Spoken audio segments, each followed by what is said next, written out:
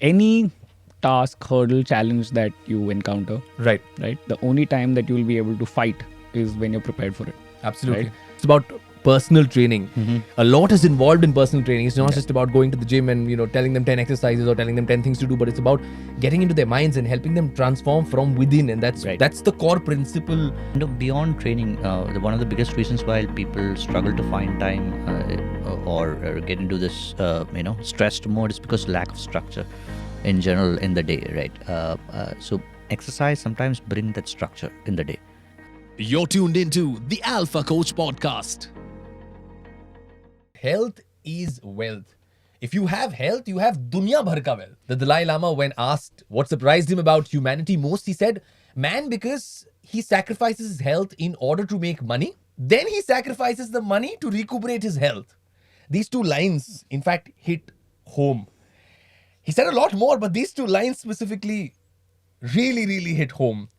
My name is Glenn Sildana. I'm a podcaster and a radio host. I have the founder and CEO of Alpha Coach, Ketan, with me. How are you doing, buddy? I'm doing well. How are you? Very well. And we've got co-founder and chief product officer Vishnu with us. How are you, brother? I'm good, Glenn. How are you? Absolutely awesome. And these lines, once again, I'm going to say it for effect. They hit home, man. We work so hard, relentlessly, day in and day out, churning out hours of work. The hustle is absolutely real. And one thing I've realized is that the hustle will never end. It's going to be constant, or if you want more from life, it's going to increase. What can change is our ability to handle that pain, that stress, that hustle. What do you think? Yeah, so I think hustle is a very dramatized word. Like, especially the way you put it, it's like, oh my God, it's a hustle and this and that, right? I think hustle, in plainly put, is just literally doing whatever it takes to get to your goal. Okay. Right? You identify an objective, you're powered by it, you're driven by it, you're obsessed by it. And then all that hard work that's needed, all the steps to be done to get to that is, and how hard it might be, suddenly becomes irrelevant because, you're just willing to do whatever it takes. So you're saying you've fallen in love with the work, you've fallen in love with the process more than the reward. You trust the process, you're willing to put in the work, you're just not going to be lazy about it. And you just say, listen, I'm just going to go ahead and do it. It's actually the most common things that you do every single day. Okay, you said you have to do whatever it takes, but to each his own. How does one get into, first of all, that zone of whatever it takes? What happens when you're cornered against a wall, right? When your back is against the wall, or if you're confronted with a wild animal just in the jungle, right? What happens? Fight or flight. Yeah, you get a fight or flight response, right? Absolutely. Now, if you're able to fight it and you think, okay, you know what, I think I can handle it, that means that you've prepared for it in some way, or you think you have the skills to do it, Okay. you will go out and fight. Right. If you don't have it, if you're not prepared, if you just think that the challenge is too big or that outcome is, or whatever the goal that you have is way too big for you, you're going to run away, right? That's the flight response. Hustle happens when you believe in that goal a lot and the fact that you prepared in some way for it, and that's the fight response that comes to it. Interesting, man. What are your perspectives on the whole hustle culture and hustle per se? What do you think? So people need to have clarity on why they do what they're doing, right? Right. So hustle for the sake of hustle sometimes is pointless right now. Hustle culture is also now glorified a lot. Look, I'm personally been a victim of what we call as a hustle culture, right? Right. Like there was a point when I would wake up 6 a.m. in the morning, go for my trainings. I would have this personal trainings, and then I was running a gym and also starting to build a edutech startup at the same time. So you're working literally whole day, but your energies are divided in multiple directions. You're doing multiple things at the same time, Right.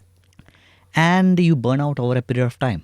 So it's very important that you spend time on focused effort and be in silence as well. It's okay to kind of not do anything sometimes.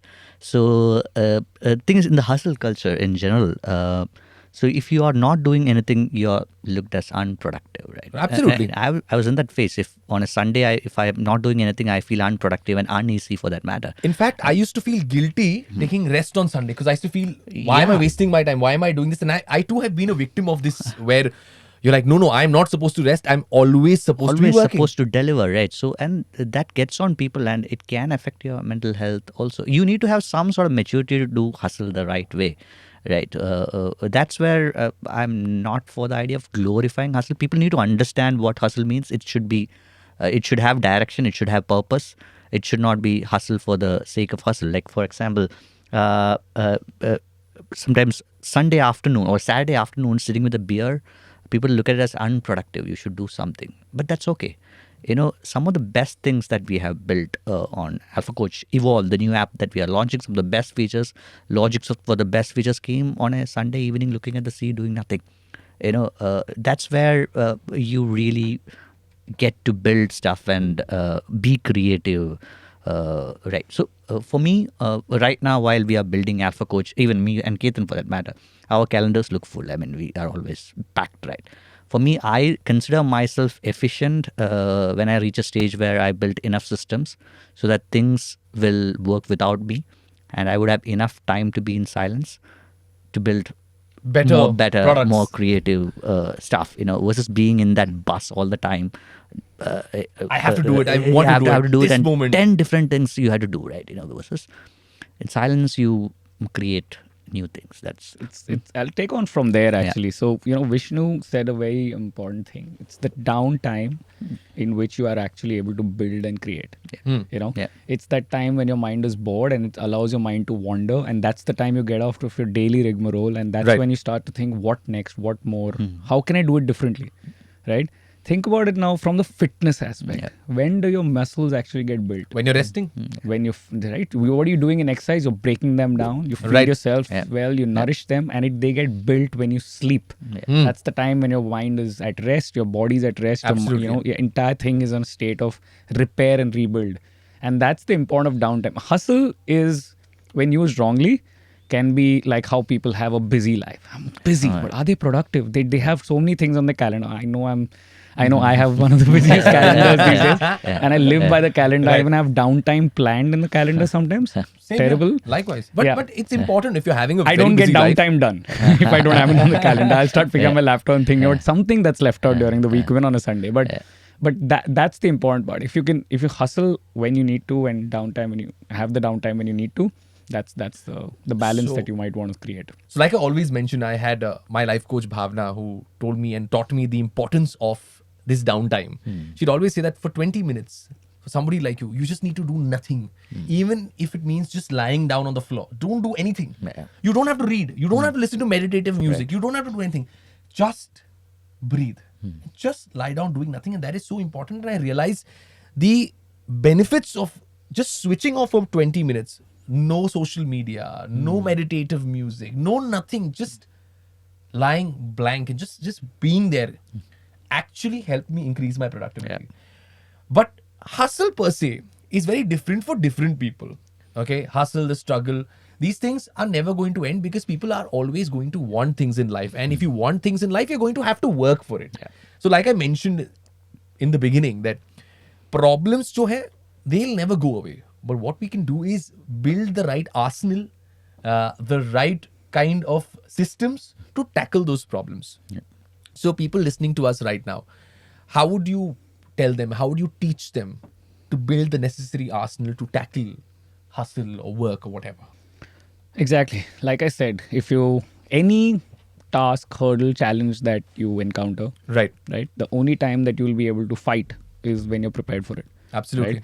What do stresses, where does stress come from this whole hustle culture, right? As Vishnu was mentioning, right? It comes from the fact that you're not either prepared for it or you're not really excited about that goal or whatever, right?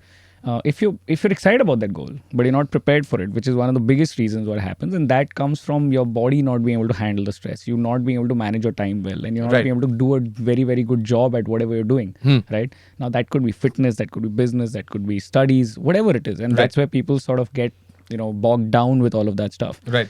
So the important part to first and foremost be able to do is to train your body and mind to be strong. Right? You nourish yourself well, you train hard, you become a strong person mentally and physically, and that itself becomes something that you can sort of take out to the world in the first place. The next step obviously now depends on what skill you're trying to achieve or what challenge you face. You have to obviously be good at that, so practicing that, right? I mean, if you want to get better at archery, you need to practice about archery. You have to practice, right? You have to put in the work. Yeah, you have to put in that work, right? So it's all about that particular thing really to be, that'll allow you to sort of become better at it, and that's about it. Vishnu, you've trained a lot of people. You've worked with a lot of people closely, and it's not just about personal training. A lot is involved in personal training. It's not just about going to the gym and telling them 10 exercises or telling them 10 things to do, but it's about getting into their minds and helping them transform from within. And that's the core principle that you guys follow with Alpha Coach also, because the first thing that you guys do is, I mean, I have witnessed it.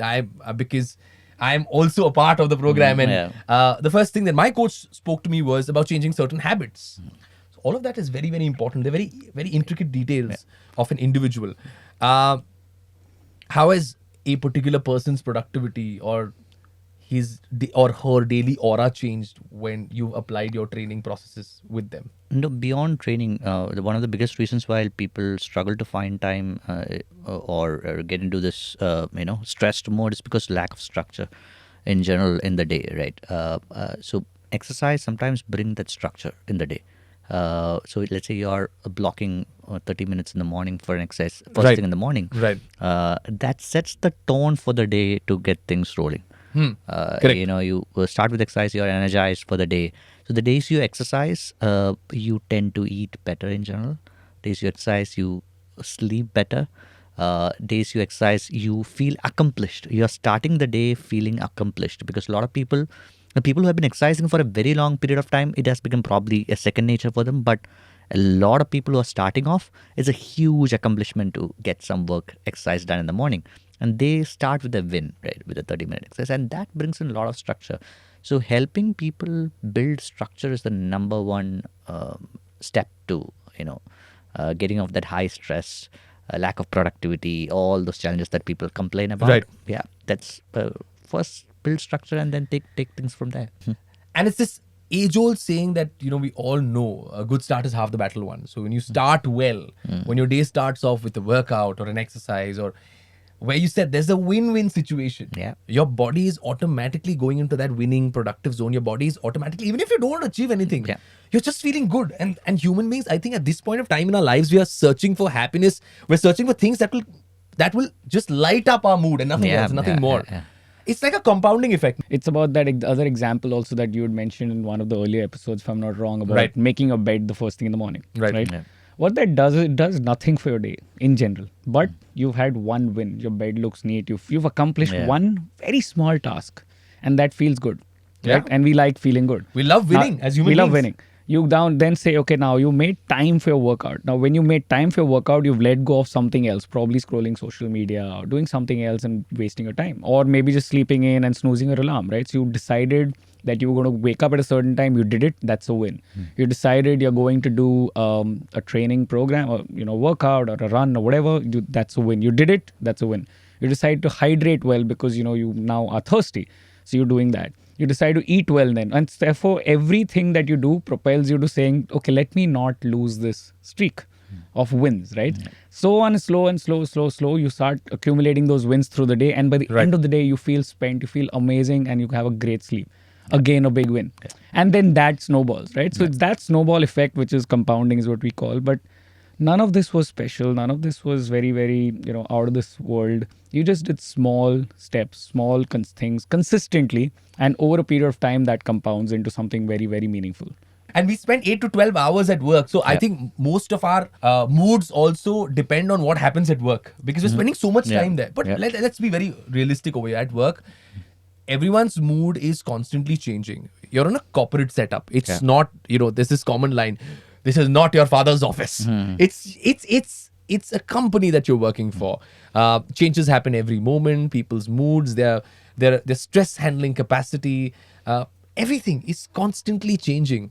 So I'm sure you guys are planning to do something on a corporate level also. How is that going to work? Oh, we've begun that already. In fact, we've already launched our B2B platform. We've got a corporate wellness program. It's complete with a lot of this thing now. But here's the thing, right? We're at work right now. We're doing work. Right? Oh, we're recording this show. We're actually working. We're not here for fun. Right. But we got up. We did what we had to. We came here. We showed up. We're putting in the work right now. Right. It's not easy. It could be tough. I was working till late last night. Vishnu was working till late last night. I'm sure you were up late last night. Whatever. But we got up and we showed up and we did it. Right. So it's not easy. And I don't think, unlike maybe some percentage of the population, most people don't have it easy in any case, right? School wasn't easy, sports aren't easy, athletics isn't easy, being a rock star isn't easy. So work isn't easy as well, right? So job, whatever career you're in, is not easy. So putting in a little bit of extra structure, I think, does not make it tougher. I think it opens up so much more for you. I'm just going to go a little off over here, but Ketan always speaks about structure. Ketan always speaks about having a certain blueprint. I somehow believe in that completely, but I also like to be a little unplanned. And I think, Vishnu, somewhere being a little unplanned is very important, because having this structure all the time can become like one boring, monotonous process, to be very honest. Oh yeah, different people are different for that matter. Absolutely. Let's look at how we plan a vacation for that matter, right? There are people who plan a vacation very structured. I'll stay at this hotel, like that, right? Probably when I go out, when I and Nima go out, Right. we don't book hotels. We go there and then decide. You figure out things. We figure out things sometimes. Wow. On the way, right? So it's different, right? So Right. so you can, so same in fitness journeys also as well. You need structure for sure, Right. but everybody may not be able to adhere to 100% of what we recommend them, right? So there can be a blueprint, there can be a structure. You take whatever best you can from that blueprint or that structure. So there's going to be a blueprint for everyone. The Right. blueprint may not be 100% structured for everyone. That's what the level of structuring changes from person to person. Right. So somebody is ordering in food every day, Right. their structure may start with maybe ordering in only once a week, and starting with low meal preps, low time meal Right. preps for dinner. Right. That's structure, right? We may not change their entire day all at once. So that's why when we look at structure, that doesn't mean a structure in the calendar end to end for somebody who do not have zero structure, right? We bring structure one aspect of the day. Slowly and steadily. That becomes part of your Right. life, and because the chaos you have in your day is also not built immediately. Right. It was built over years, probably over Absolutely. decades. So it will take some time for you to build structure. You can't take somebody who is absolutely unplanned, does not have any structure in life, and suddenly put him in a complete structure. Wake up at 5 a.m., do this. It's not going to work. Not going to work. So, but if you ask them, what is the part of the day where we can bring in structure the most? Right. Where is it breaking the most? We figure that out, structure it, take it for some time, then structure another part of the day. Slowly, it will build structure over time. The same thing of phasing out any sort of program into a person's life. I feel that in an organization, there are people who are employed, who are very, very motivated. There are people who are just going about with their day and they want to bring about that change. There's somebody who's demotivated, somebody who just feels that, okay, I just want to get home. I don't want to put in so much of tamjham and mehnat, and I don't want to go crazy doing all of this. How do you motivate somebody like that? And because I'm specifically asking this because your corporate training program has also begun. So how do you convince someone then? I don't want to do it. How are you going to tell this person, yeah? To start exercising or do Or something. just motivate this person and say, okay, hey man. So it's like that. The moment you put it across that as a black and white approach, that you have to do A, B, C, D to get somewhere, they would suddenly say, this is not going to work for you, Right. work for me. Versus, that's where personalized coaching comes in. Most of the programs out there is in a group setting. And a lot of programs are made with a thought process that people have unlimited time, unlimited money, and unlimited energies with them. Finally, someone has addressed this and is being honest about this. Yes. You said time, money, and I love the order. Time, money, and energy. And energy. Beautiful. Energy. Like, for example, let's say you have a baby at home. Would be awake all night. Waking up in the morning at 6 a.m. and going for a workout may not be feasible the next day. And there will be a lot of chaos in such scenarios, right? That's where personalized coaching comes in. That's where what we do also, right? Even in a corporate setting, we do one-to-one coaching. So each client each trainee employee is assigned as individual coach, and each person takes his own journey, right? So everybody will have a different starting point. Everybody will have a different structure for the day, and so suddenly, if the structure becomes 7 a.m., you got a group class to attend, maybe it may not work. So everybody is given the same nutrition protocols, will not work, right? So versus each person's program is individualized, and each person has a coach to speak to. Nice. And that's where coaching succeeds, right? Yeah. Very important point that Vishnu mentioned right now, that many training programs have some blanket statements like lose 5 kilos, win so much. Lose 10 kilos, win so much. These are blanket statements made. These are blanket programs prepared. But in a corporate setup, no, every person is different. I keep reiterating this fact. Every person is different.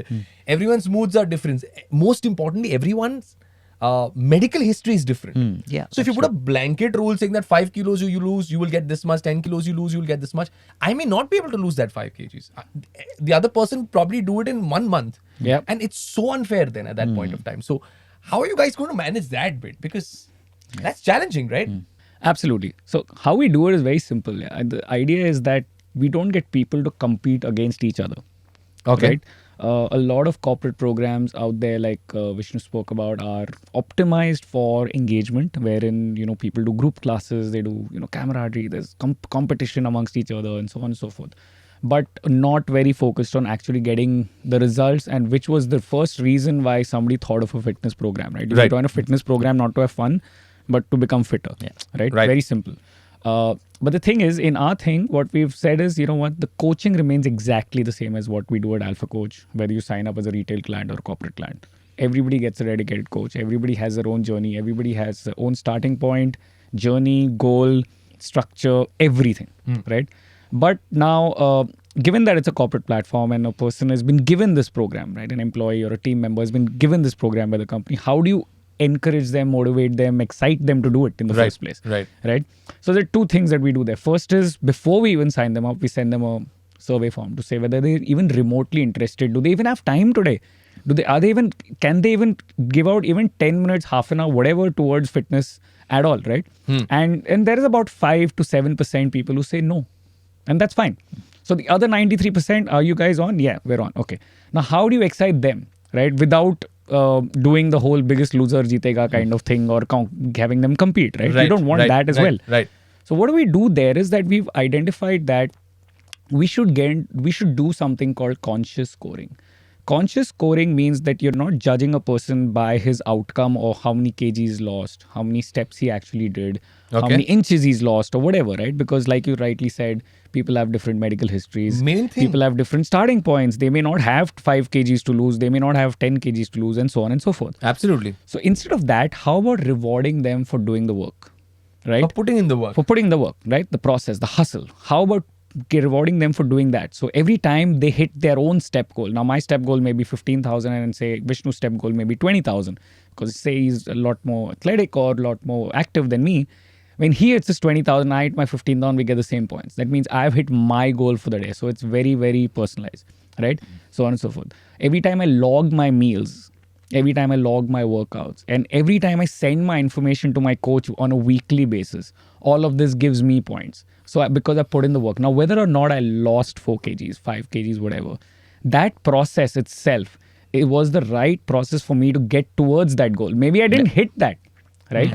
And in that particular time frame of 3, 6, whatever months, right? But having said that, it did all the work, and that's where I get points for. Yeah. And those are then compared on leaderboards as teams, as individuals, and those rewarded accordingly. Somewhere when you were speaking about putting in the work, I'm not focusing on the outcome, the result, but I'm focusing on the fact that you're putting in The work work, yeah. every day, Yeah. and you're going to be rewarded for that. Yeah. That's a very interesting topic, and I think we should be definitely chatting up about this in our next session. But hey guys, we're going to continue.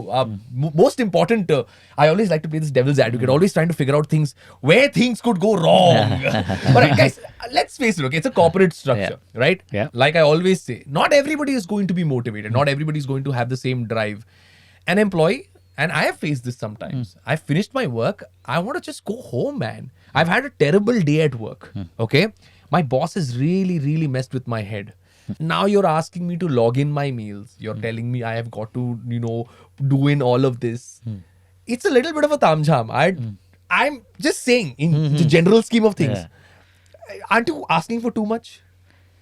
So basically, see. I'm being honest, yeah. So no, now it's different for different people. Like I Right, said, right. So how I bring a behavioral change and how you bring a behavioral change will be very, very different. Right.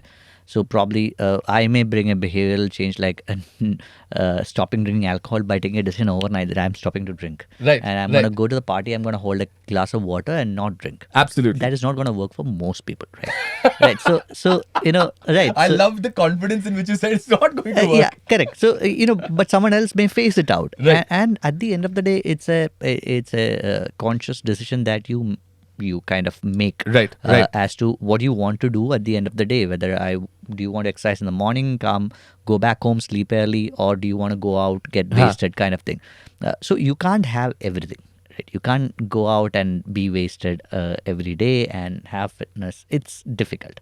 But the process in coaching, what happens is people start at different levels. Correct. Like there'll be somebody who gets Right. to drink almost every day. We are not going to ask him to stop drinking overnight. Right. We're going to phase him out. Like I said, Slowly, steadily. slowly, steadily phasing things out. So, like it's a very, very one case. One of our trainees who you always used to come back from work, come home, have a whiskey, and sit with the whiskey. That was his habit. So we figured that if we have something milky in the before that, he don't want to drink. Then right, we figured Figured it out to for this person. That's what it was. So we added something, a meal which was like an oats plus whey plus kind of some combination by 7 p.m. where before he leave his work, like an evening snack kind of thing. He come home, then he don't feel like drinking, right? So this is one thing that figured that for that one particular person, that's not a blanket solution, Right. And there's no blanket solution for everybody's problem. Right. So with a coach in place, that's what the coach does. Coach kind of figures what works for you and solve it for you, right? So if you ask for a blanket solution for drinking every day for everyone, there is none. Coaching is half, I would say, psychology and just rapport building and understand. You can't Right. do that just by asking a simple question. It has to be eased out and figure out how to work around this particular problem, and curate something that's so specific to each and every individual. Right. Right. Now, this is something you can't do with pre-recorded videos as a workout. Ye workout kar lo. Right. This has to be done very one-to-one through conversations over time, and it won't be the first thing your trainee will tell you as well. You have to actually take it out of him and figure out how to work with it. Very, very, very important. I'm going to say this once again, that health is truly your greatest wealth. We've spent hours and hours and hours and hours accumulating, making wealth and creating real estates for us and structures, to be precise, building structures for us. But focus on your health. Let the process be internal. When the process is internal and when the change happens from within, the small changes, you will definitely have a beautiful outcome. You want to say something? You want to close this? Yeah, I mean, from a corporate wellness perspective, organization, by the definition of the word organization, it's a structure again, right? You're organizing things Right. together to make it grow. Right. I think the biggest part of organizations is your team members and your employees and people who work with you. Yeah. And if they're built well internally, they're built well mentally and physically, I think that's surely going to increase the value of every organization going forward. So I think that's a very, very important thing to place emphasis on. Which is why we've actually launched this entire B2B thing. So very, very shameless sales, but yeah, I think corporate wellness is here something that companies, organizations, a lot of Right. institutions are taking Right. very seriously now, Right. and I think it's here to stay. And therefore, all good. He once again spoke about the compounding effect. He said if you are doing well, the organization in turn will do well. It's always going to multiply, the snowballing effect. And I hope and wish that all corporates around realize the importance of employees in terms of their health, their fitness, because I think this is not just an individual's biggest wealth, but even for an organization, their employees' health is and should be the biggest wealth. Absolutely. Thank you, Well said. guys. Thank We're you. signing Thank you, out. guys. Thank you.